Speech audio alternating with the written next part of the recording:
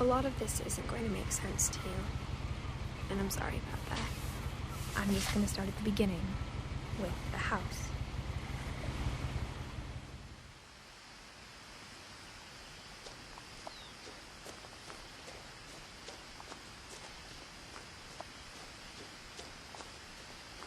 I lived here until I was 11, but I wasn't allowed inside half the rooms.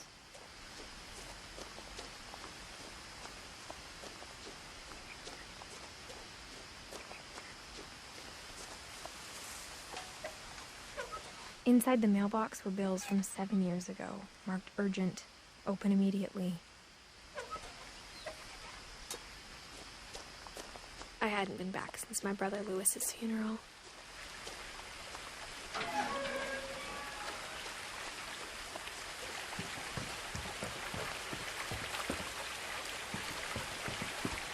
In her will, my mother left me a key, but didn't tell me what it unlocked. Maybe she thought I'd know, or she thought that the mystery would be enough to bring me back.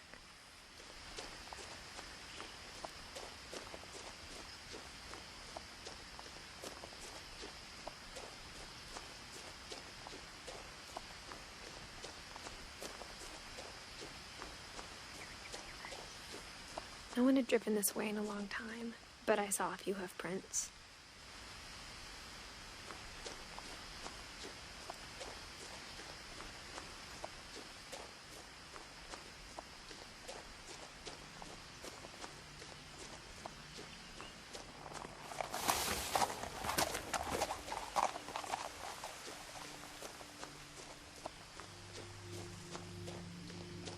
The truth is, even after I inherited the house, I never thought I'd come back to it. But now I had questions about my family that only the house knew the answers to.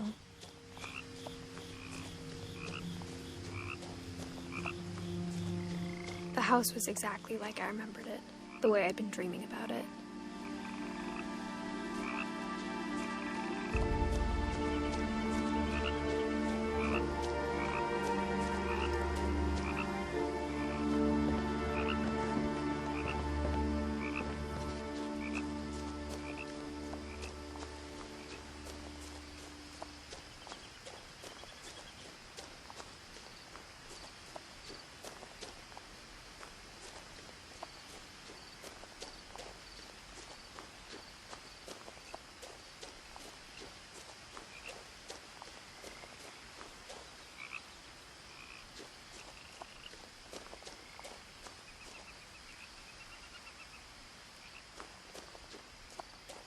As a child, the house made me uncomfortable in a way I couldn't put into words.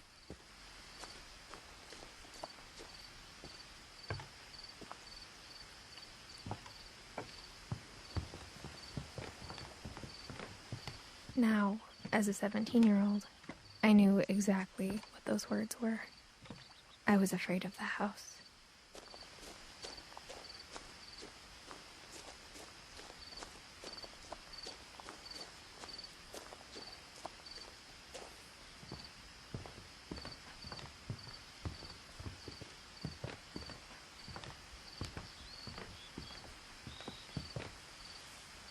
I hoped the key might unlock the front door. It didn't.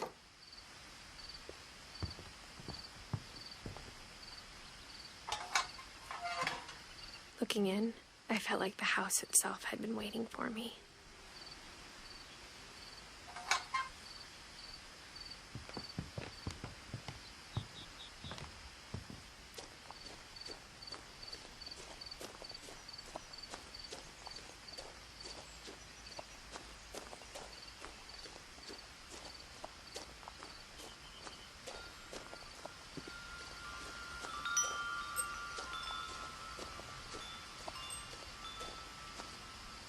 The house felt like it had always been here.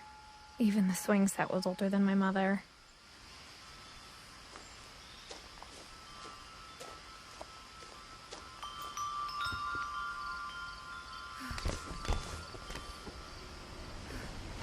Crawling through the doggy door used to be a lot easier when I was 11.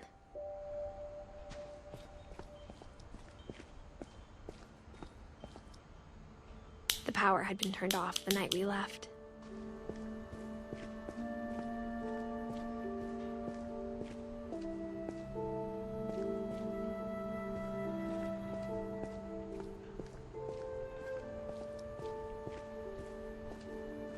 For the first time in years, I felt like I was home. But instead of a family, there were just memories of one.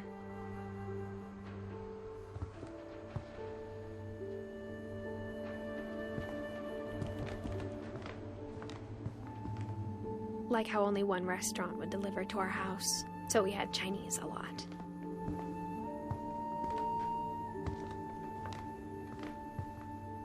Or how after Louis started working at the cannery, we all got sick of eating salmon. Except our cat, Molly.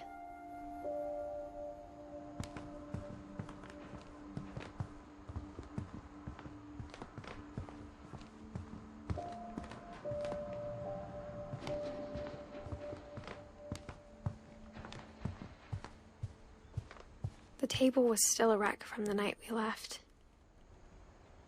It was like a bomb had gone off, killing everyone but sparing the furniture.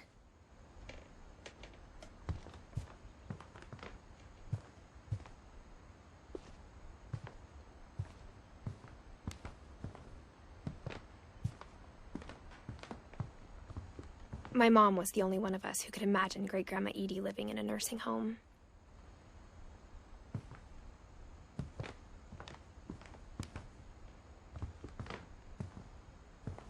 Nothing in the house looked abnormal. There was just too much of it, like a smile with too many teeth. Even the fireplace had a story. Edie told me the bricks came from the original house, after it sank.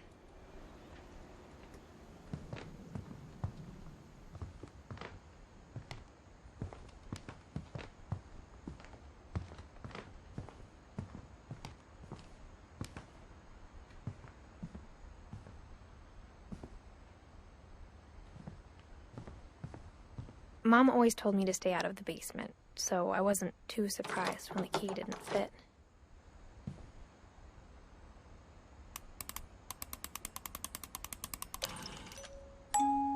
Great-Grandpa Sven built a music box for Barbara, along with the rest of the house.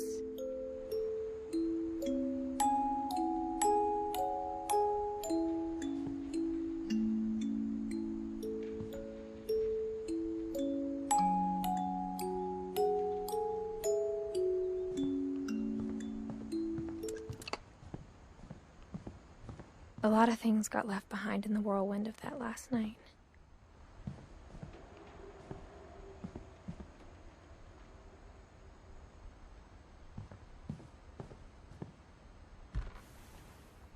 Edie told me once that every Finch who ever lived is buried somewhere in the library.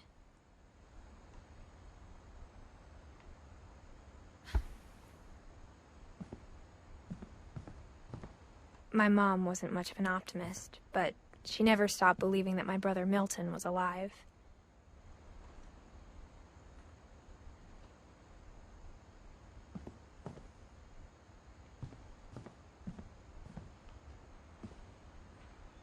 After Milton disappeared, Mom sealed up all the bedrooms. Then Edie retaliated and drilled peepholes.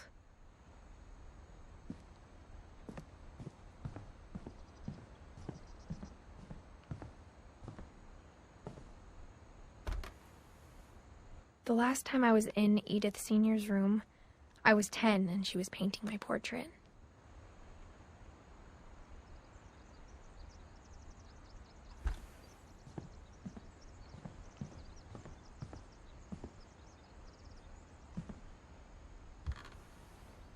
My Grandpa Sam spent 7 years sharing a room with his dead brother, Calvin.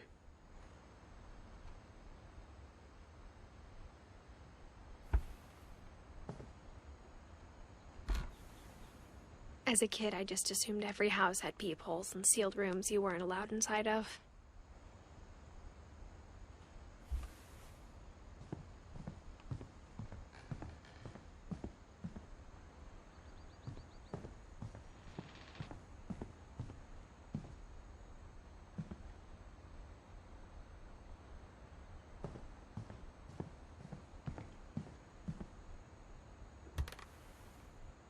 Molly always seemed like a girl I could imagine being friends with, if she hadn't died in 1947.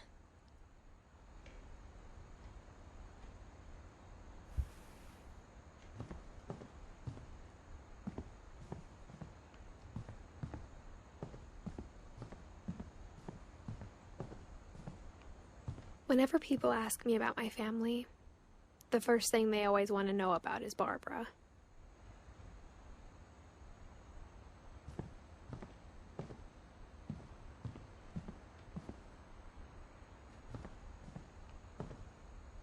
Edie's father, Odin, built the original house.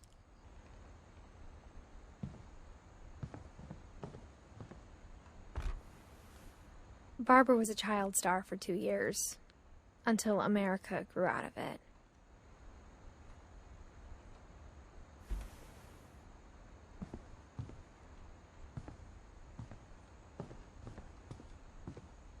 Mom must have locked the third floor stairs on the night we left.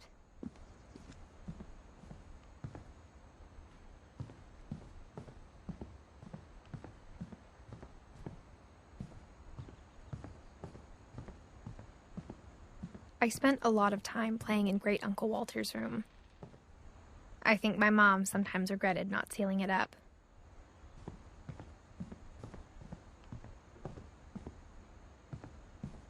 Lewis told me there were secret passages, but I never believed him.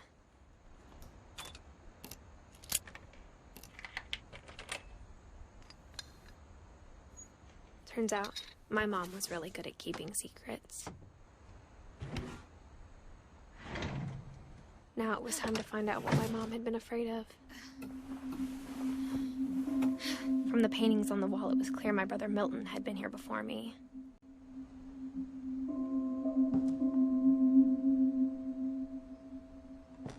Reading this, maybe it sounds like I had a plan. But I had no idea what was behind that door.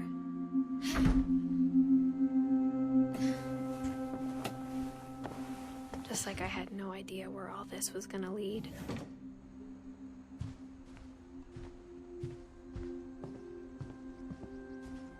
I grew up looking at Molly's room through the peephole. Molly's gerbil had a tiny bedroom with its own even tinier gerbil cage.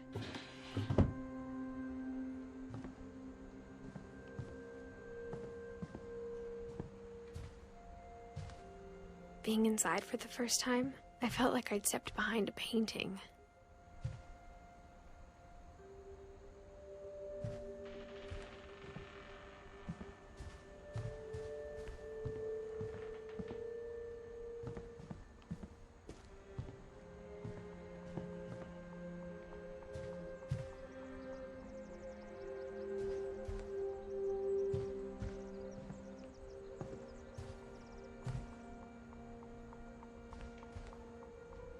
I got the sense Edie had spent a lot of time here, before my mom sealed the doors.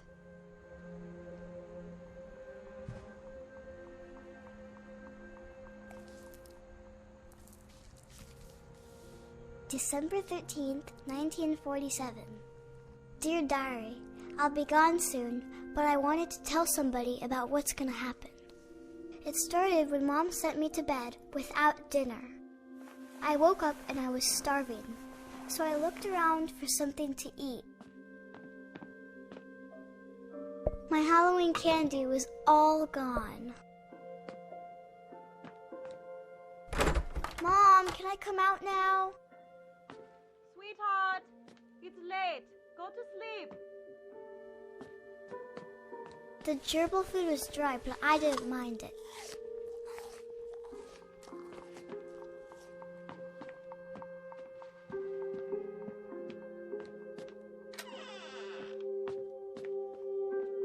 I kept eating and eating.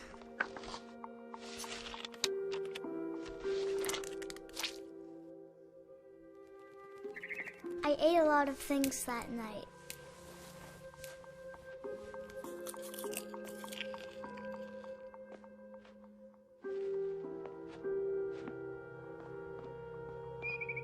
Then I heard chirping outside my window.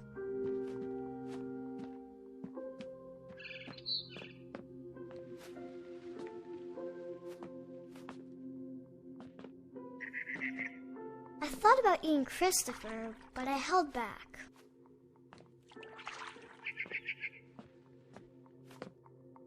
It was a barn swallow going back to her nest.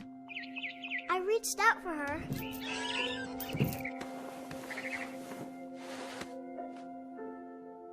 And suddenly, I was a cat.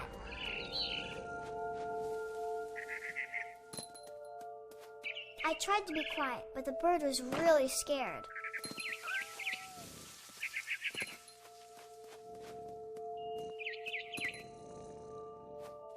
Mom and Dad didn't even look at me.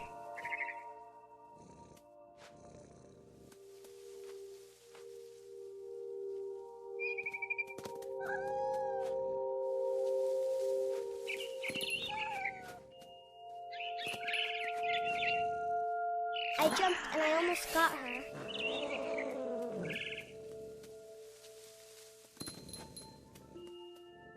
I could tell she was getting really tired.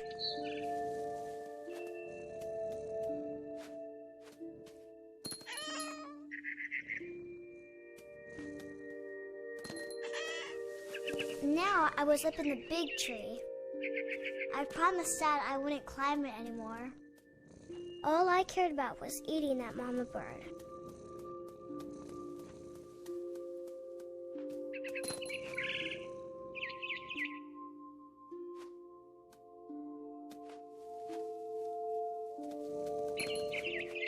I gobbled her up.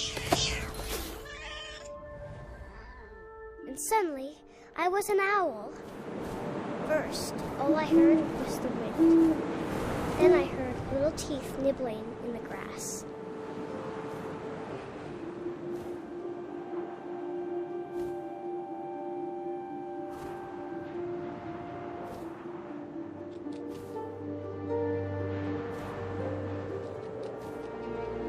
Rabbits.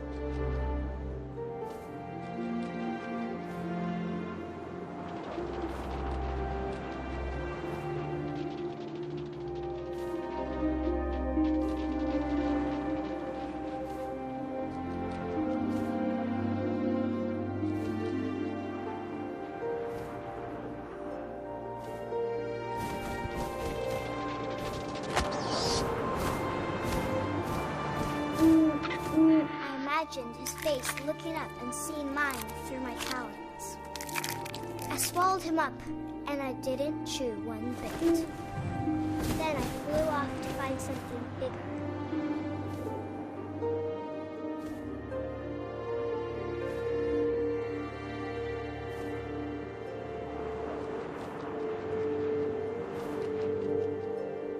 A mama rabbit.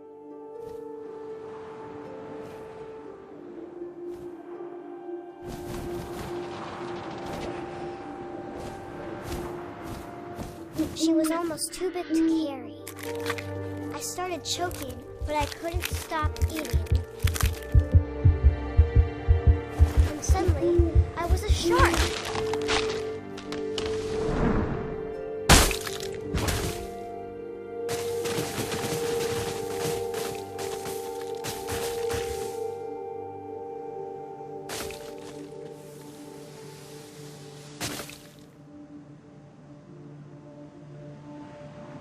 I rolled off a cliff and into the ocean. Now, I was hungrier than ever.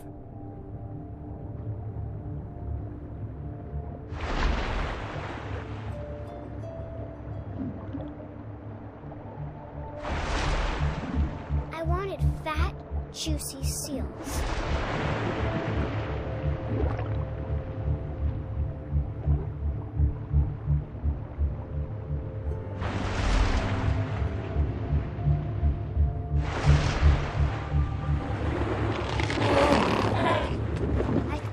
Her flipper, and it tasted really good.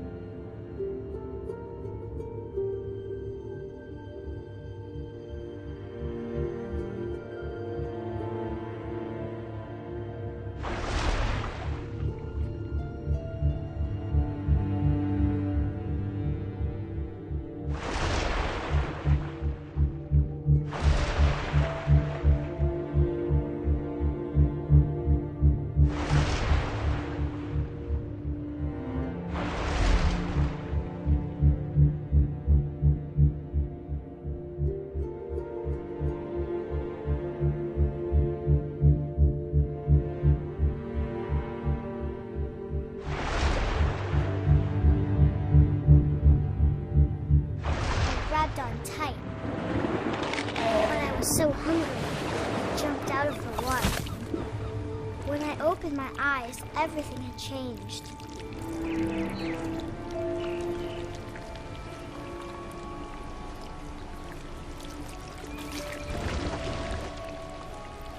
Now I was a monster, and I smelled people everywhere.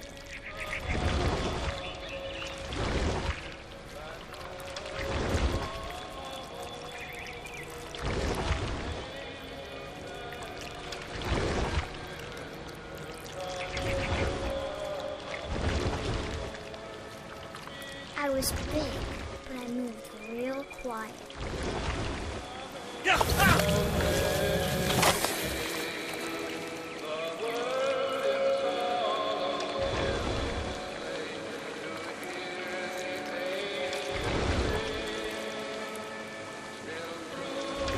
I wanted to stop, but also I didn't.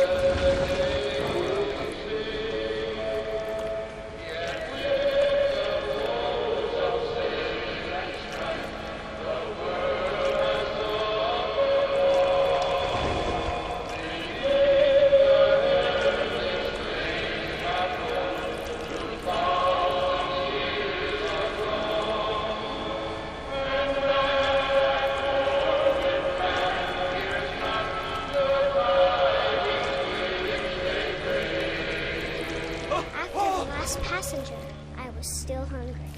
And across the water, I smelled something new. Something I had to have, so I swam towards it.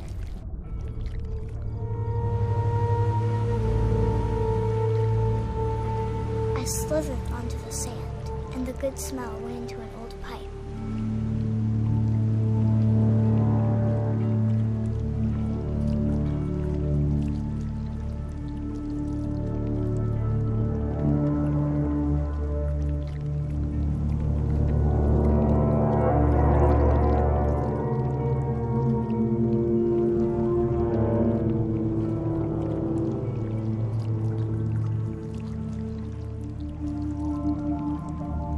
I got closer and closer.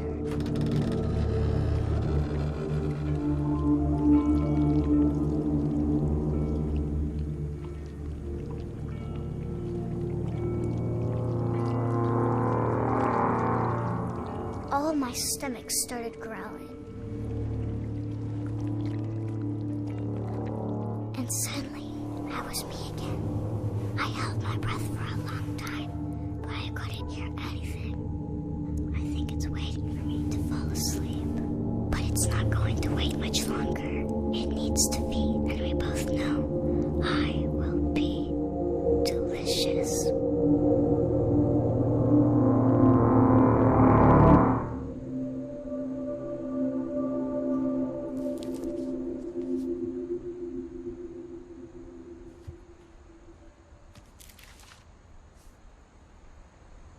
I'm not sure if I believed all of that, but I'm sure Edie would have.